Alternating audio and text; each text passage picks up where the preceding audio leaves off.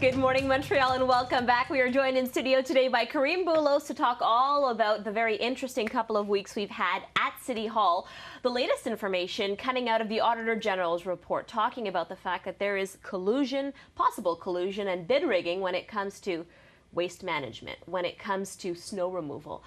Talk to us a little bit more about what was found.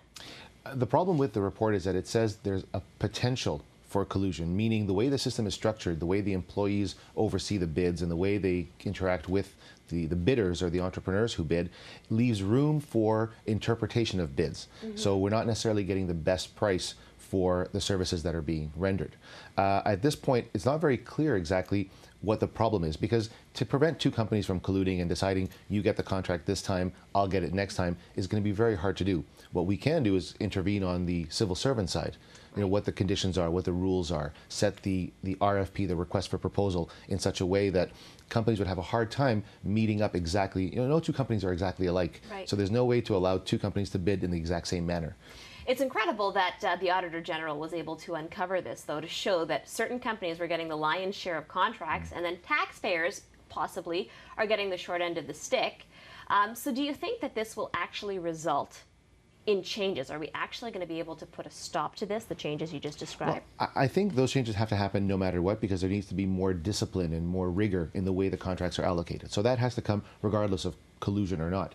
And at the end of the day, if you've got a company that has 1,000 trucks and I have a company with 100 trucks, chances are you're going to get more contracts than me. And that's kind of normal. The question people should be asking is, are we paying the fair price for the services that we're getting?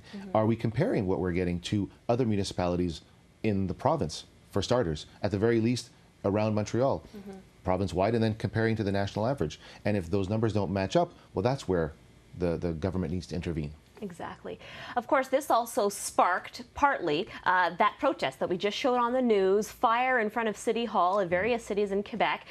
City workers are upset. They're upset about the proposed pension reforms, but this added fuel to the fire, pardon the pun, because I guess they feel that with these reports of collusion, it is part of the reason why we're seeing this $4 billion hole in the pension? Well, you know, I think they need to understand, I mean, this is a golden opportunity for the unions to make a point, to say, look, the money that we could be spending on fixing the pension situation is being squandered and wasted on contracts.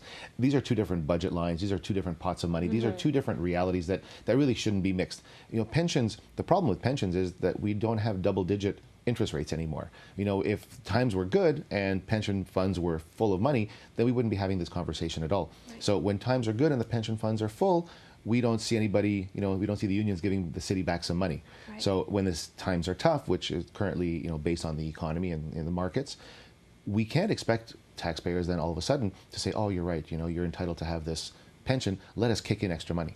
You know, I think what Mr. Moreau brought forward and what Mr. Coderre is going to have to defend is that we only have a certain capacity to pay. And at some point, if you're the beneficiary of this pension, then you need to be the one to help put it back on its feet. So then, okay, public service workers being asked to contribute 50% to the pension plan. Do you think that's reasonable? Well, I think it's reasonable when you compare it to the average out in society, where we would say most people don't even have a pension. You know, pensions are not seen, they should be seen as not as an entitlement, but as a privilege, having a fringe benefit, additional benefits to the work conditions for working for the government. I don't know that it is expected that because the markets don't perform, that it's up to you and me to offset the lack of performance in the market. Karim, do you think that we're going to see further repercussions? We already saw dozens of firefighters retire because of this proposed pension reform. Are we going to see other professionals leaving the public service over this? Well, I mean, retirements are retirements. I don't think that's going to make a difference, and I think that this is only going to come into effect in the next 1.5 to 2 years. This is not something that's going to have an immediate impact. But if it means people are leaving to ensure that they are grandfathered in, well, that's going to happen. And you know, there are many young people out there looking for their first job, and they'd love to work for the government. And there is a changing reality, and the millennials, the new generation of workers coming into the marketplace understand that there are no guarantees. The sense of guarantee is something that is slowly, you know, is accepted, that it's slowly being phased out. So there is a silver lining to the whole story. I think there is. I think there is. Pleasure talking to you. Thank you. As always.